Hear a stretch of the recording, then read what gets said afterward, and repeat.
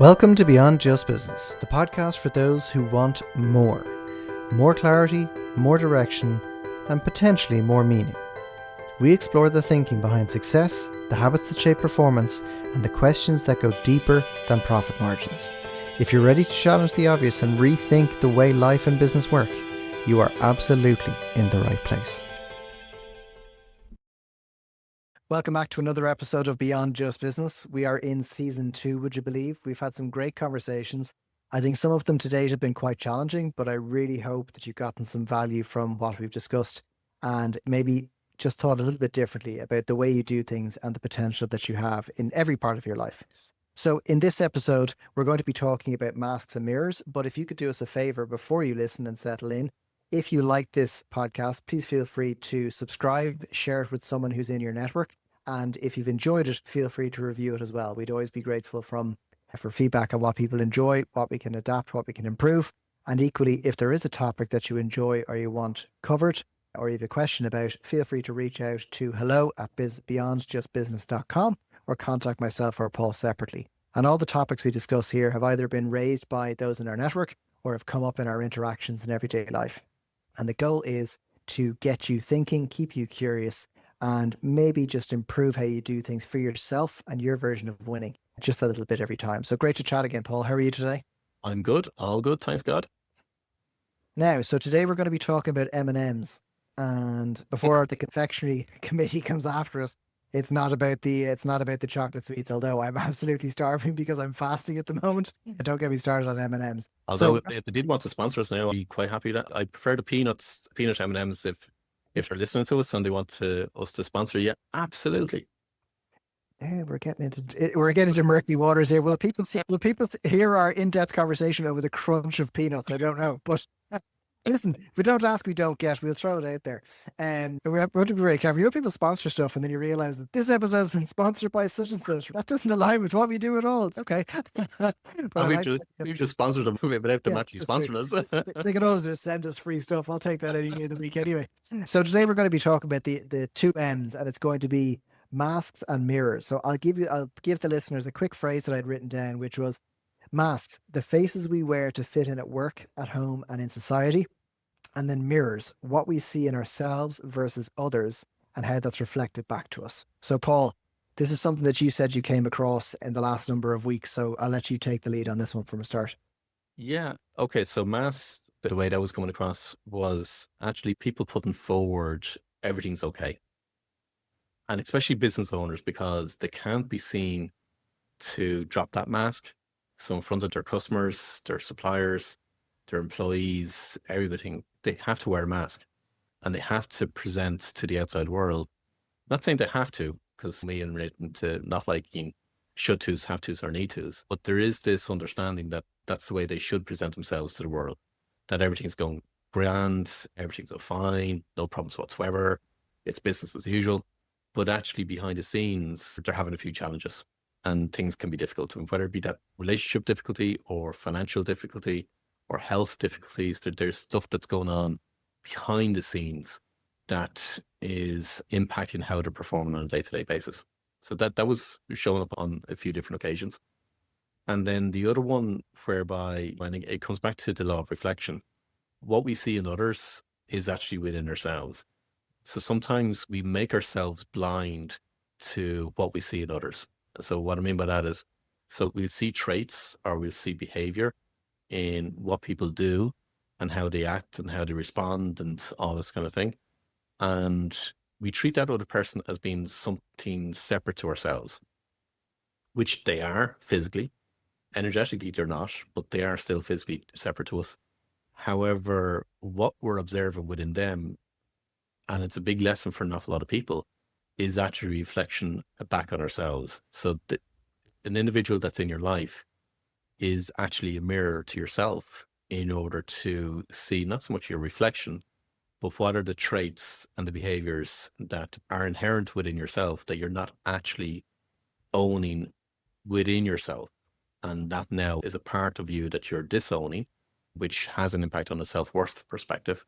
But what are those traits and behaviors that you're actually ignoring, and therefore they're constantly showing up in your life?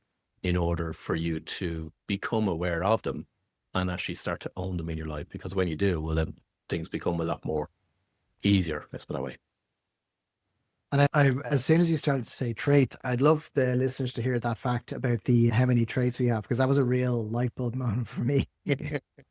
Just for context, everyone, when I was chatting with Paul a number of years ago, he said, how many traits do you think people have? And I pulled a random figure out of a hat and I said 11 or 17 or whatever, because mentally you go through whatever ones you can call to hand. And Paul responded with the following. Yeah, there's something like 4,628 traits. Give like one or two, but yeah, pretty much, yeah, 4,628 traits. And what was even more, every single individual has. that was the thing. And I think what struck me, I sound like a late night FM DJ. What struck me, listeners, was we have them all. Coming up on Can I Borrow a Feeling? I think, all joking aside, what I found fascinating about that was we all have our internal measure. And like you said, when you have that law of reflection, you can have someone who's an absolute tyrant in one area of what they do as you perceive it. But then you could be the same when it comes to parking. You could be the same when it comes to how you treat the local barista, or it could be anybody. Yeah. But mentally, you file that away as not being relevant because that person has a particular trait that I don't have. That's not me. I'm not that abrasive. I'm not that whatever. And then in another setting, we all are. Yeah. And that blew me away because firstly, how many thousands of traits there are. I was like, shit, that's serious. Like, you wouldn't want to be in a pub quiz and try and figure out what all of those are. But what's ironic is how we all have that blind spot. Like that. And is it a strategic blind spot or is it an unconscious blind spot? I don't know. Yeah, it's an unconscious blind spot, but we try and ignore those because we perceive them as being negative. And therefore, what we're ultimately trying to do is we're trying to build ourselves up unconsciously. So that's where I'm saying it is a direct correlation to our self-worth. So we will put other people down because, again, we perceive those traits as being negative, and therefore we'll say, oh, that person's stingy, or that person's mean, or that person's cruel, or whatever. But ultimately what we're doing unconsciously is we're putting that person down. And by us putting them down, we're actually making ourselves higher. So we're putting ourselves more on a pedestal. So we're trying to build our self-worth. But until such times you actually identify that actually there's times that you will be mean, there's times that you will be stingy, and there will be times that you will be cruel. And when you start to identify those behaviors and traits within yourself and the moments that you did actually have and demonstrate those traits and behaviors, you'll realize, oh, so they are within each individual and they are within you. But then the next stage of that then is they're neither positive or negative.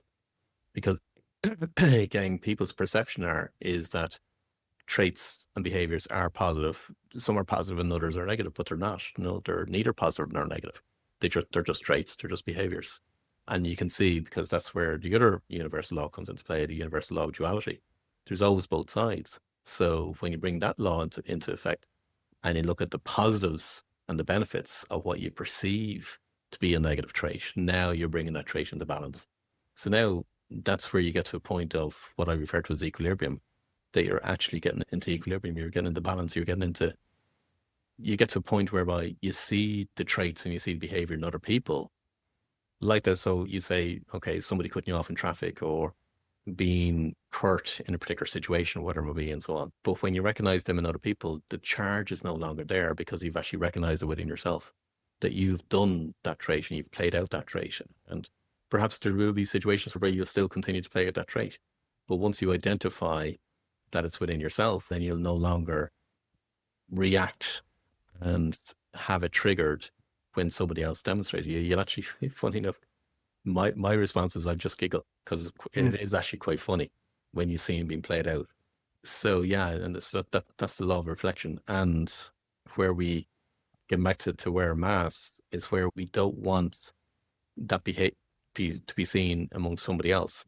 So we will wear a mask in order to actually disguise some particular traits and some particular situations in our life, and that's both personal and business. So the two of them actually go hand in hand, which gets back to M&Ms. Yeah, to sponsor us M&Ms. We'll take whatever we can get. I'll take a pack of Stingers if I can. Anyone who doesn't know what Stingers are, they were a sweet from the 90s that if you wanted to lose a tooth, if you wanted to top up your fund from the tooth fairy, just buy one of those. Take two of your teeth in one go. But I think what's really interesting there, though, is that let's look at the role that people play and society plays. And let's say, as a business owner, the reality is if you're having a tough time and you're meeting someone for a coffee, like we all have fair weather people that we know. You're not exactly going to, when they ask you how you are, you're not going to blurt out absolutely everything. But as society, we don't really lend ourselves to having in-depth conversation with people. And when someone asks you how you are, 99% of the time, they really don't care. That's not against people. I think we're conditioned. I could count on one hand the type of people that I would absolutely skip the weather talk and just get straight into I'm having a challenge with XYZ, Yeah. whatever it may Yeah. be, without fear of retribution, without fear of it coming back to bite me or to whatever. But what's ironic is, and this is sometimes the thing that gets me, and I still, if you part your hair in the morning and try and look in some way nice, you're still buying into what society thinks.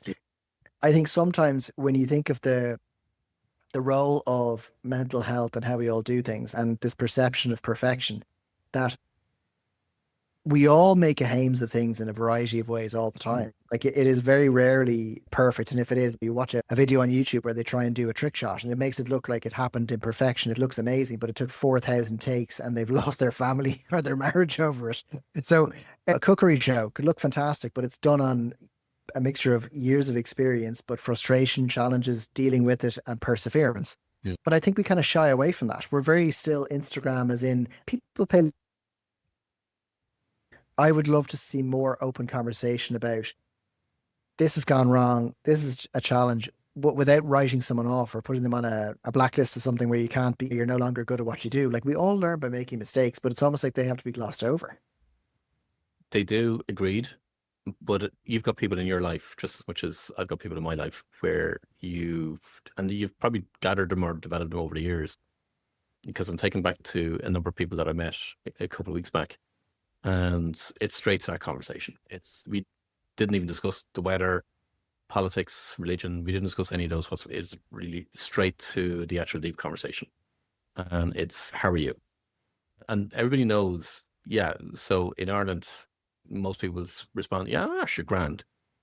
But with particular individuals, you can actually have that honest, open, truthful conversation.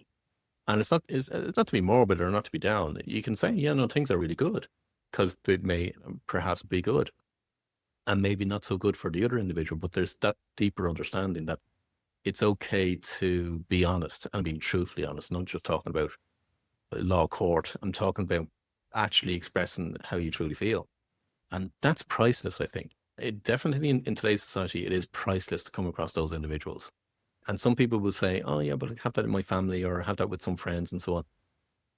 Really? Do you? Because I've yet to come across, there's not too many people that would even express that to either their closest friends or even to family members. And yet, because I'm referring to people that I met, they know they can't go and have certain conversations with people that others would perceive as being their closest people in their lives. And I think that's right across the board. So they're individuals that are few and far between. And like that, yeah, you could say you have your cup of coffee and you're meeting with somebody and they say, how are you getting on? And you say, yeah, no, grand, all fine, yeah. But they're on to the next thing. They're on to the next subject matter. Because bottom line is, I don't mean this to put people down. There's so much stuff going on for other people that it's not actually important to them because they're trying to juggle so many different things in terms of their business, their family, their own health, or their spouse or partner, or whatever it might be. There's so many things going on for them that for them to, for one better word, decompress and really listen to somebody else and say, yeah, but no, I truly want to know how you're getting on. Not many people will do that because they've got so much going on in their own lives. And what's interesting is I did a brief kind of a newsletter overview. And I think the freeing thing I tried to impart on people was that if you knew how little people think about you, that's the positive side of it. If you're going out and striving and you want to, so anyone who's listening to this, who's on the fence about a business idea, taking a chance on what people think, the freeing thing is that no one cares, as in genuinely no one cares. If you were inside someone's head throughout the day, your name isn't there. It might be once if the text comes up, but let's imagine that they don't. But the other side of that is like that fleeting interest, which means if no one cares, then no one cares. As in, no one cares, it's freeing, but let's look at the other side. No Yeah. one cares, so I can't have that conversation. Yeah. And I think also the difficulty is, and like I think a lot of people would probably resonate with this, is I don't know how many times I've been sending a text, and let's say if someone reaches out to me, and I suppose the unique thing about my business is I, on paper, if you're not buying or selling a property, people perceive it that there should, not that there shouldn't be an interaction, but there's no inflection point for me to be touching base. Whereas me as a person, I thrive on potential, connection, meeting people. I love seeing people win. As of today, I connected to people that are going to do business, and it has sweet FA to do with me. Mm. And but the thing for me was I connected the two of them, and there's two people that didn't meet because of the way I connected them. And that's not about kudos, but that's just about what drives me. Yeah. And I think when I look at society's version of that, so let's say going back to the text, I could reach out to someone or they could touch base and say a bit of coffee. I'm very careful about what I text because sometimes I don't want to see them over enthusiastic because then it makes them wondering, am I going to sell them something or is there a pitch here? But then you almost, as a man, revert to the grunt style text, which is, yeah, see you then, be good to see you. As opposed to, heard you're doing really well. I'm delighted for you. Congratulations. It's almost this interplay between the pecking order of you can't be seen to be too keen or genuine or authentic because it could be needy or you want something. As in, how are you? Do you want to go for coffee? They want a loan. Whereas I'm a big believer, like a guy left a message on my post over I think it was last weekend, and it just said, great post. And that guy is in videos and media for a living. And I thought, great. And I wrote a text going, it's great that he got a new office. But I actually undid a big long thing about going, well done in your office. It's great to see. People probably don't realize what it's like to find an office, commit to it, and how to make it your own. And I undid it all and then went, yeah, great job in the office. Like, well, but I did it because I was like, I didn't want to appear all gushy. Yeah. And when you think of a mirror, there's me explaining my personal example that we're trained and taught, keep him mean, treat him keen, whatever the word, keep him keen, treat him mean. But the ironic thing about that phrase, that kind of comes across all sorts of stuff. It's that the guy or the person, whoever it is, not very friendly, and then the one day a year they open the door, they're always in great form. Or the one time they pay you a compliment. Or I had friends of my dad's over the years that if they gave you a pat on the back, that's the equivalent of the auntie who gives you a kiss and a cuddle and goes overboard. It's the equivalent of that in their world. But when I look at that, I think we all do that. And I'm just like, obviously, I've exposed myself that everyone knows when I text you something, you're going to be wondering what I was really going to send you. But I say that because I'm quite cognizant of that. You can't say that's a bit too much. You can make a good impression when you meet them.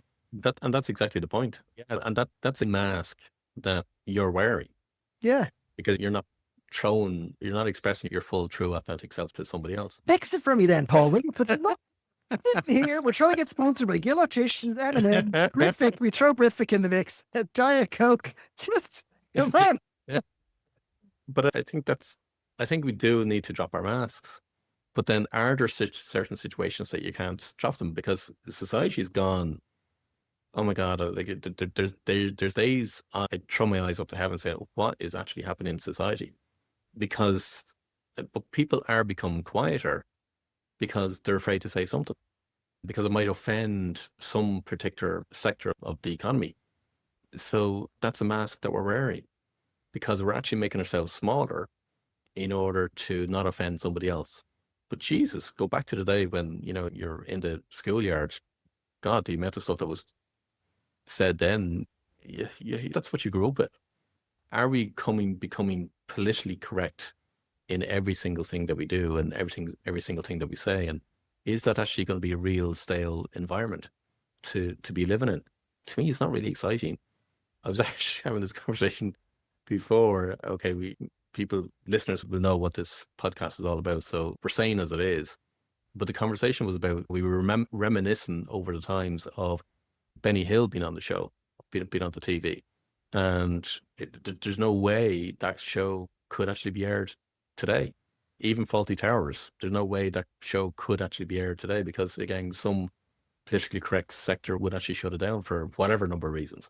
But have we gone too far? Has the pendulum swung too far to say, actually, do you know what? Are we heading closer and closer to 1984 that we can't even say something that we truly feel within ourselves because of the fear of what somebody else might interpret and understand? And like that, I don't really like saying things in text or emails because it can be picked up in so many different ways because you just don't have the tonality coming through in a text or an email. But yeah, where is society going? Answer that one. And another note to try for a sponsorship, right? No, but I think you're right. But what's interesting here is I saw an interesting thread on LinkedIn last week, which was about voice notes. And there was a person who just was like, don't send me a voice note. You're putting your your thought process on me. And I don't understand whatever. And what I found was interesting was everyone has their own version of that. Like my mother used to get us after an event or if we were invited to a party, we always had to write a letter to say thank you. So someone could look at that as antiquated, but my version of that was someone sat down in a respectful tone to send a letter and take the time. So when I look at the idea of someone sends me a text message, an email, a voice note, of all of them, ironically, I resonate more with the voice note because I understand context. Yeah. And what I find, let's use that as an example, is that I could get a text, I could get a voice message from people that I can hear their vulnerabilities and how they put the message together. And it could be that you can hear that brief pause, the anticipation of waiting for the button to acknowledge that it's pressing record. So I do it all the time. So my natural thing is you press red and you just go and get on with it. Whereas I can hear the inflection point of how people talk, and how I then connect to that person is I can hear that this was difficult for them to say. I can hear the sadness in their tone or the nuances of whatever they're trying to come across.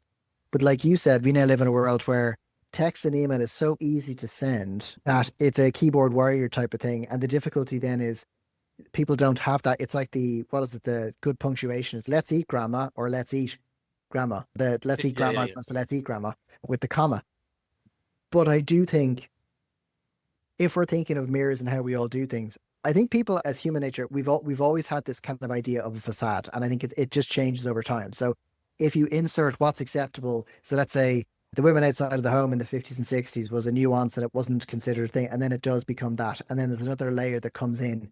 Then you have a stay-at-home dad that might be perceived as not being the stereotypical man who does whatever. And I'm like, first and foremost, why is someone saying that? Because that's society pushing an ideology on a particular individual. Whereas I think the difficulty now, there's so much noise in a variety of ways that people probably don't know what authenticity truly means to them. So like the crux of it for me is it's like gossip. I do not like gossip because it's Chinese whispers.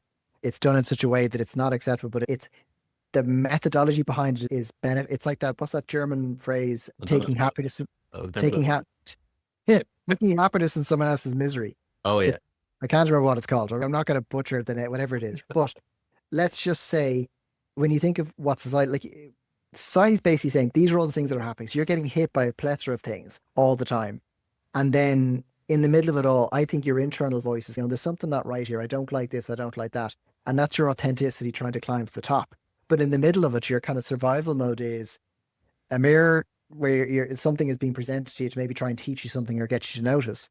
Yeah. But your mask is stopping you from learning that lesson. And then your mask is the perception of what keeps you going. So if in the boardroom you're perceived to be such and such, if you're in a type of industry where kindness is considered to be weakness, these are all the things that they make everything so noisy all the time that if you realize how good a life, let's say a farmer would have or a tribal person would have, the people almost pity them and say, they don't have much of a life. It's, no, they wake up, they're with the land, they have a job to do, and they're not interrupted.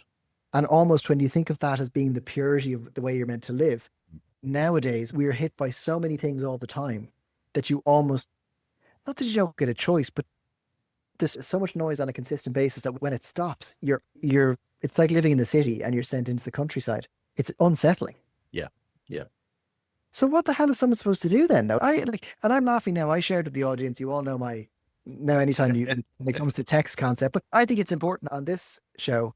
It's meant to be authentic. It's meant to be open. It's meant to be vulnerable. But I think one of the things I've learned is being kind and being vulnerable and being open doesn't mean that I'm not someone that shouldn't be reckoned with. And I think with age, I'm okay with someone thinking something about me, but there's a danger in that as well, because people then assume that I'm not the equal and opposite side when it comes to fierce, let's say, or aggressive in one particular area, whatever it may be. But I find it fascinating. That's that interplay with myself, in my mind. That's my inner narrative. So how noisy must it be for everybody? And then you're all interacting. But actually it is a noise because they're probably not even listening. Yeah. So what I mean by that is that they're just going about their day in a normal way because they're so used to it that they're drawn autopilot. So they wear the different masks because they're so used to putting one on and taking the other one off and so on. So they do it automatically. They're so used to reacting to different traits and behaviors because that's what they've always done. So I don't think there's too many people that will actually sit back and reflect of what is actually going on. And are they truly being themselves, or are they questioning themselves? I think there's still very few people that still do Like that and not actually reflecting on themselves and seeing what part that they play in that role. And what a lot of people don't do is they don't observe the patterns that they may do in certain situations. For example, they end up going into the exact same relationship every now and again. So they're married now for the fourth time, and they're still finding that they're now with the same type of person that they've always attracted into their lives. That's a pattern, but they don't have to wait until their fourth marriage. They can actually observe that in the second one, or even before that. So I think that there's a point where there's some people that most people will say there's so many people that aren't awake. Let's just move away from that terminology. I think that there's a lot of people that just don't have the time or the circumstances or the situations to actually reflect and go on that inward journey from a personal development perspective or a personal mastery perspective, or seeing that there's an inner game as opposed to just living life and playing their career, playing their business. I think there's times that you do actually need to reflect inwardly and look at what's actually showing up in your life and seeing, okay, so what's working and what's not working, and the areas that aren't working. Okay, so what's that telling me? But equally, the areas that are working, okay, so how come those areas are working, and how can I apply the same, for one better word, the subconscious beliefs and subconscious patterns and subconscious everything that we do in the areas that are working in your life? How can I apply those to the areas that aren't working in your life? I actually think that there's very few people that spend the time to do that. Now, what's interesting, what kept flashing up as you were saying it was, there will never be a national day of reflection. If you know what I mean. And the reason I say that is, let's look at holidays and let's kind of go, like, we all assume, like, we have these, I suppose, to preface this, I constantly built my business where I wanted to be fluid and flexible. So it's a case that, and I had to learn that, which was the days of the week are there, but it's a case of building it around what you want. And what's interesting is this last week, when it came to Saturday or Sunday, I can't remember what it was, I literally just was walloped at one stage. Randomly at 2 o'clock in the middle of the day, I felt like an octogenarian. And my wife looked at me and says, "You need to go for a nap." And I was like, "What?" I'm like, I knew I did. And I could not tell you the last time I took a nap. But the reason I say it is the week had taken its toll by virtue of the energy I expended, things like going on, all these different things. And try as I may, I continued to do it, but my body kept score. And now, again, being a bloke, I was your classic, no, I've got stuff to do. It's the weekend. We're going to whatever else. And I was like, you know what? Fine. And so I actually did a meditation and I fell asleep. I will freely admit on this show, on radio, on Beyond Just Business FM. This episode is sponsored by Mattress Mick. No, it's not, but just, but if we were to take that as a personal example, that I'm keenly aware of those things that happen. So there'll be times when I'll push and I learn my lesson. There'll be times when I take a rest or I take a reflection point and I see the benefits in it. But if you imagine society as a whole, you're meant to work, you're meant to do all this stuff, you're meant to conform. And this, by the way, isn't a show about telling you to throw your toys out of the pram, go live under the city and rebel against the world. That's not what this bloody thing is about. It's more getting you to notice things and maybe question and see what you can do to learn more about yourself and what matters most. But we go from Easter, Christmas, random bank holiday here and there, but each bank holiday is filled with what you're going to do. Like, you have a job around the house, you weren't supposed to sit down when you were a kid, so you're going to do the garden, you're going on a holiday, whatever. But what if, just what if there was a day throughout the year where, like, nothing was open and everyone just had to reflect on something, think, wonder what if, daydream. Are you asking for COVID to come back? No, I have sourdough bread wasn't that bad. No, but, like, let's even look at that. Like, Banana cake. telling you, everything got painted, and I built a shed, and I built a swing out the back with a concrete underpinning. I think I could have built an office block by the time I was finished. But let's look at that. If that ever comes around again, I'm not doing anything that someone says. I'm like, if someone says put on a mask, I'm all right, thanks. I'll take my chances. Forget And it. I look at it in retrospect, and I go, there was some great things that came from it. I really got to reflect. I got to learn. My hand was forced essentially. But when you think about that now, that's a distant memory. And people talk about it like the 1990 World Cup. That's kind of what happened. Yeah. But it is Now, actually the only time that they were disconnected from everything. yeah, but that's also what put the kibosh on a lot of people. Like the proverbial kibosh is in someone, let's say, who traveled the world and their identity was the first class lounge and the trappings of travel, gonzo. And then they were home staring at the back wall that they normally didn't have to see. Then they were contemplating divorce because they were spending time with the person that they And had spent for But years. apparently the rate of divorce went through the roof. It did.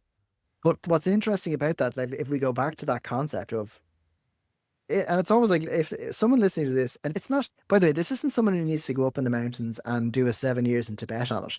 It could actually just be schedule a bit of time to just let yourself think. And I've noticed when I fell away from doing meditation, I realized when I started to go back to it, I found it incredibly challenging because the first couple of sessions, you're sitting there and you're twitching. You've got the shopping list. You've got the fella you forgot to call back. You forgot X, Y, Z.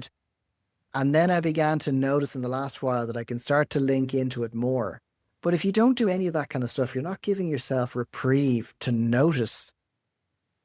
Let's go back to the topic of this: masks, mirrors, how you feel, how you don't feel, something that's been jarring with you. Because and I think this is the other side of society, we're all so busy all the time that you shouldn't have to be on your deathbed to be able to contemplate what it's all about. Yeah. Yeah. That's the premise of it, I think. Yeah. Totally. Totally. And think of it. So just as you're saying that, I'm thinking about all the people that are sitting in hospital and are there and probably with the outlook that they will be there for another few days, few weeks, few months, for years. And literally their world is lying in a hospital bed. Do you want to wait till then, or do you actually want to wait, or not wait, but do you want to actually take some time out? But now's the time. Like No, now is the time. And and the funny thing is, I think people tend to think it needs to be this giant. You see it with businesses where they all take an offsite up once a year and they all climb a tree and clap hands and they're great. Like or pay lip service to mental health and looking after yourself. But I do think that first and foremost, we're all built with having a lot of the answers that we already need. I think it's just being quiet enough. That's also from illness. Imagine if they were able to quantify taking X amount of time to withdraw from the hyperactivity of life has a knock-on effect on your mental health, your physical health, and then your body then railing against you and all this stress. But life now is just on the go all the time. So I think, if you're okay with me doing so, Paul, I think I'll finish off today's podcast with encouraging whoever's listening to this, schedule time for nothing and just notice what comes up, and maybe just listen and remember to prioritize. If you're not okay, you can't help other people, whether that's in business, in life, family, friends, or otherwise. And maybe you'll start to notice masks, mirrors, or maybe things that you were glossing over that are having a big impact on your life. And if you stop and notice, that could maybe get you to think differently. What do you think? There's that. And as you're saying that, what comes to mind is get comfortable with the discomfort of just doing nothing. So just not twitching because you want to pick up your phone. Maybe go somewhere else. Go to a cup and just have a cup of coffee, and not with a notebook just to write in, without your phone, without your laptop, without anything. Just get used to the discomfort of just being by yourself and doing nothing. I think there's a lot of power to just practicing that and seeing what actually comes up, because I think you'll be pleasantly surprised at what actually comes up. So 4 words to finish this today: get comfortable doing nothing. What about that? Yeah, sounds good to me. Join us next week to find out the meaning of life and if we got a free box of M&Ms. And that's it for another episode of Beyond Just Business. If it gave you something to think about, or it helped you see things a little differently, we're delighted. But make sure you're following so you don't miss out on the next episode. Stay curious, keep questioning, and we will see you next time.